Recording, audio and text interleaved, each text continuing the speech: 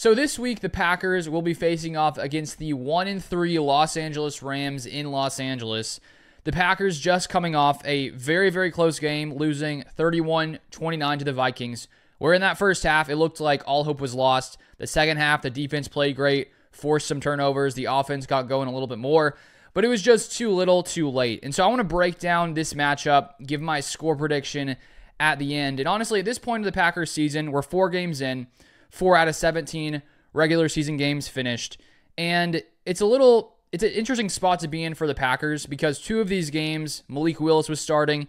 2 of these games, Jordan Love was starting. The past game, Jordan Love coming off his MCL sprain. And I think that throughout the game, he seemed to get more comfortable. And I assume coming into this week's game, he should be more comfortable. And so we don't have a clear idea, or I don't think the Packers offense has really gotten into a rhythm yet. And I think that as Jordan Love stays out here, gets healthier, the team gets into a more of a rhythm offensively, I think we're going to see this team start to really pick things up, and I do think it's going to pick up this week against this Los Angeles Rams team.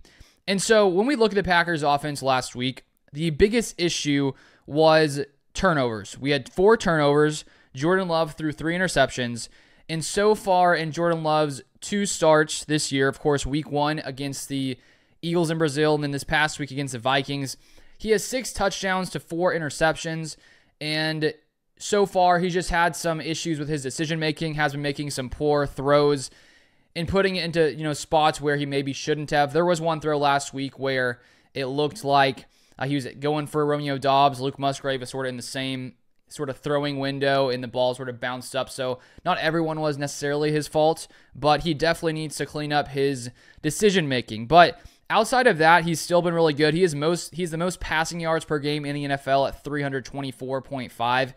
And when you look at some of his stats, he's 23rd in passer rating, mainly due to his interceptions. He is 30th in completion percentage.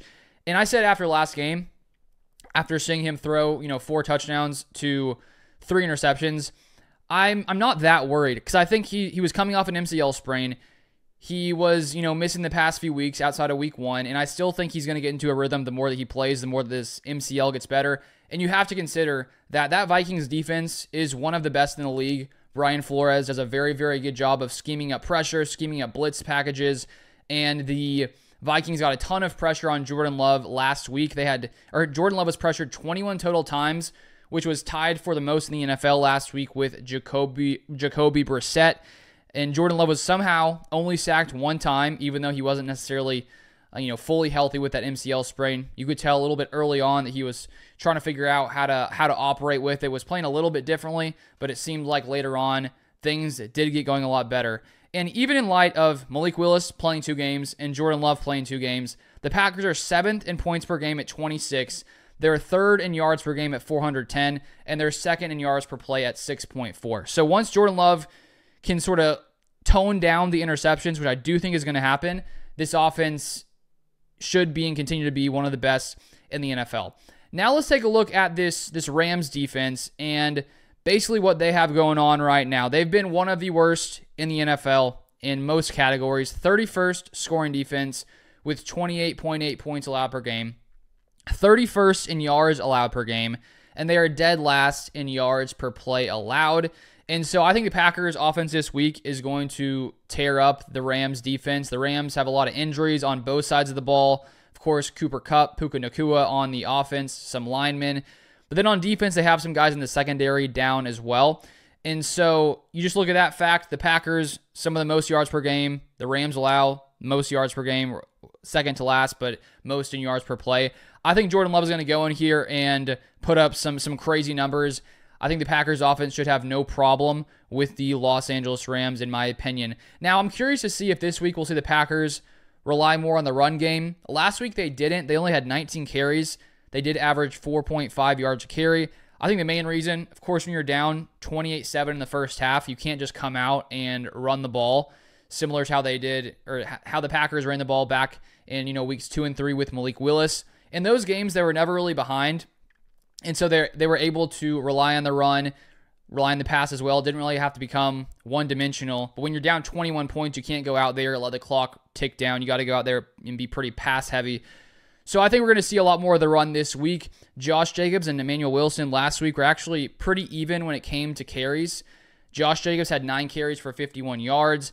Emmanuel Wilson had 8 carries for 27 yards. In all, this Packers rushing attack has been one of the best in the league. They're second in rush yards per game, third in rush yards per play at 5.4, and they have the second most rushes of 10-plus yards in the NFL. And Emmanuel Wilson has been playing really well. Both him and Josh Jacobs are averaging 4.6 yards per carry. So I think we're going to see a lot more of the Packers rushing attack this week because I do not think that this Rams offense is going to get off to a similar, hot start like the Vikings had last week. I think the Packers are going to be in control most of this game. That's sort of just how I see it playing out. The Rams' rush defense, dead last in rush yards allowed, and they are 27th in rush yards allowed per play. So I do think this Packers rushing attack, which has been one of the best in the NFL, facing off against one of the worst, should have a pretty easy time against this Rams defense. Now, one thing to keep to consider here, Christian Watson, of course, is out, which means Dontavian Wicks is going to be out there much more often. Last week, it was sort of a shaky start for Wicks. He comes out, has a few big drops. One drop could have been a touchdown early on last week. Another one could have been converted for a first down. But Jordan Love consistently went to him. He didn't sort of shy away from targeting Wicks just because of his dropping those passes. Love kept going to him, was the highest targeted Packers pass catcher last week with 13 targets. And he finished off the day with 5 receptions, around 78 or so yards, and 2 touchdowns. And so I think that Wicks just was, early in the game, you could tell the one drop, maybe it messed him up a little bit, was too much in his head, dropped a couple more passes. And when that happens to a receiver, it can sort of go downhill pretty fast. But the fact that he sort of bounced back, stayed in the game, I think that he's going to be a big asset here. And I saw some stats that in the past 2 seasons, when Dontavian Wicks has been on the field, he has the highest percentage of target share above every other receiver, above Jayden Reed, above Romeo Doubs. I shared that interesting information yesterday from PFF that he has like the highest win percentage when it comes to getting separation on routes. So there's a reason that when Wicks is on the field, he is targeted the most by Jordan Love at the highest rate because the guy seems to always be open. He was last year, even in his limited opportunities, and I think he is going to continue to be.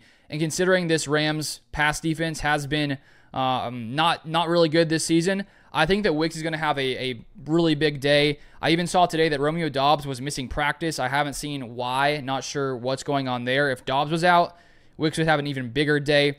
We also have to touch on how good Jayden Reed has been. He's definitely been the most productive Packers receiver so far this season. And I think that both him and Wicks should have a pretty big day with Christian Watson down, facing off against a pretty bad Rams defense. Now, one thing to watch is Jordan Love and his MCL sprain coming back. Last week, as I said, he looked to be a little bit shaky early on. It looked like he wasn't necessarily fully comfortable with that MCL. Not like it was terrible, but you could tell he was trying to figure out how to, sort of make it work out there. I think what I'm going to watch is he going to look a lot better than last week? Will it really look like he's progressed through the weeks and that his MCL is getting better? Or are there going to be some kind of complications? Hopefully not. And if he can come out this next game, sort of getting that injury behind him, this Packers offense should have a lot more smooth sailing. And last week, that was probably the toughest defense to face when you're coming off a knee injury and MCL sprain with the aggressive nature of Brian Flores' defense. And if we look at this Rams pass rush, they're 27th in sacks, but they are actually sort of sneaky good when it comes to getting pressure. They actually have the highest pressure percentage in the NFL at 41.3%. They just haven't done a good job of turning those pressures into sacks. They have the 24th sack rate in the NFL and the 28th pass rush win rate. The Packers offensive line has been one of the better units in the league. They're about middle of the road when it comes to pressure percentage allowed. They are tied for 5th fewest sacks allowed, and the Packers have actually faced the second highest blitz rate in the NFL at 40.6%. And it's pretty shocking that Love was pressured 21 times last week, was only sacked once. He did a pretty good job considering his MCL situation to escape pressure and get the ball out. And so hopefully he continues to progress with that injury. And there was an Elton Jenkins injury, Packers left guard, but he returned to practice today. So that is a good sign for the Packers and their offensive line. And then if we move on to the defensive side of the ball, The Packers defense last week, it was an atrocious start. Jaire, of course, was gone. And when you have, you're facing Justin Jefferson, the other weapons they have there, Naylor, Jordan Addison, that was a tough game to be without Jaire Alexander. And he was back at practice today, so that's a good sign. Hopefully he plays this week. Carrington Valentine has also been back at practice as well. So the Packers corner room getting healthier. But this is not a unit that's going to be as tough to stop as the Minnesota Vikings were last week. The Vikings have been one of the best offenses in the NFL, and it wouldn't be much different here if Cooper Kupp and Puka Nacua were healthy. They are two of the better receivers in the league, but of course with them down, it's going to be easier than, obviously if they were out there. Right now, looking at the Rams offense, they're 23rd in points per game, 18th in yards per game, and 19th in yards per play. So they haven't been very good so far this season, but Matthew Stafford, he's still a very good quarterback. He doesn't have a lot of help right now. He has 2 touchdowns and 2 interceptions this season. He's 8th in pass yards, 16th in pass yards per play. And so it's tough. When you lose your top 2 weapons, it's just tough to continue to produce at a high level for Matthew Stafford. Now, if we look at the Packers' overall defense this season, of course, with Jeff Hafley, new defensive coordinator, right now the Packers rank 20th in scoring defense, 20th in yards allowed, 23rd in yards per play allowed. They're 10th in EPA per play allowed. So they haven't been great. I think the one area where they have dominated has been forcing turnovers, which seem to be a point of emphasis with LaFleur bringing in Jeff Hafley. One reason is Xavier McKinney is one of the best safeties in the NFL, if not the best safety in the NFL, having an interception in 4 consecutive games. The Packers have forced the most turnovers in the NFL, most takeaways, 3 per game. They have 6 interceptions, which is the most in the league. So I think that sort of helped keep the Packers defense afloat because honestly, all in all, 20th in scoring defense isn't great. 23rd in yards per play, not great. And so even though the Packers defense started off shaky last week, they played really, really well in the second half, only allowed 3 points. Keyshawn Nixon had that sack fumble. Xavier McKinney had the interception. They had a ton of third down stops. And so that Packers defense in the second half was a big reason the Packers were actually able to stay in that game. The offense got clicking a little bit more. The Packers only lose by 2. And so we just need the Packers defense to get off to a faster start. And as I said, this is not the same caliber of offense because of those injuries as they had to face last week against the Minnesota Vikings. Now, the one, as I talked about earlier this week, problem the Packers have had so far in defense, the biggest concern has been their pass rush. Going into last week, the Vikings had allowed one of the highest pressure percentages in the NFL, and the Packers defense wasn't able to do much when it came to getting pressure with 4 guys. Hafley started bringing some more blitzes, brought Keyshawn Nixon, brought Quay Walker, and it worked a few times, but because of the talent the Packers have the Vikings have at receiver, a little bit later in the game when Hafley was dialing up some blitzes, the secondary had to, man up on some of those guys. Justin Jefferson was beating them. Some other guys were beating them. So it was a little tough last week. And that's my, question here is, can this Packers pass rush just improve? Right now they're dead last in pass rush win percentage win rate per ESPN, which is not very good. Rashawn Gary hasn't been great this season. Preston Smith hasn't been great. Outside of that Titans game, the Packers pass rush hasn't really been that dominant, I think, as we had sort of hoped to see this year. Currently, overall, they're 14th in pressure percentage. Lots of these stats I'm sharing are from NFL Pro. Some are from PFF. The Packers are 9th in sacks. 8 of those came, of course, against the Tennessee Titans and Will Levis. The Packers are 9th in sack percentage, and the Packers are 31st in blitz rate. So Hafley doesn't bring blitzes all the time, but lots of times when he does, it works. Quay Walker is great when he brings a blitz. Same with Keyshawn Nixon. And now a few other things. Matthew Stafford right now 19th in passer rating, as I said. Hasn't been great this season, has been without his weapons.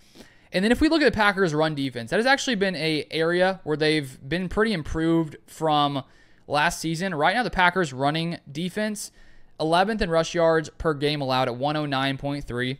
13th in rush yards per play allowed at 4.3. And they're 5th in EPA per rush allowed. So the Packers' run defense has been pretty good, which is promising. Last week, the Vikings, of course, got off to a hot start, but all in all, the Vikings only had 3.5 rush yards per play last week. The Packers defense did a pretty good job against the run last week. Now, looking at the Rams and their rushing attack, Not very good. 28th in rush yards per game, 26 in rush yards per play at 3.7. Kyren Williams, the running back, is a pretty talented player. He's only averaging 3.5 yards a carry, but he does have 5 rushing touchdowns. He's scored in each of the games for the Rams so far this season. So he's a good player, but all in all, the Rams' rushing attack has not been very good. And so I think that for this Packers defense, it should be a much easier task against an offense that has been slightly below average overall. Matthew Stafford's still a very good quarterback, and so you sort of can't take him lightly. The Rams, their one win was against the 49ers, where they won 27-24. And so I think with any NFL game, anyone can win at any time. You know, we see upsets happen all the time. So many of the games are so close. I do think, though, this is a game the Packers should handle pretty easily, as long as Jordan Love doesn't throw 3 interceptions again.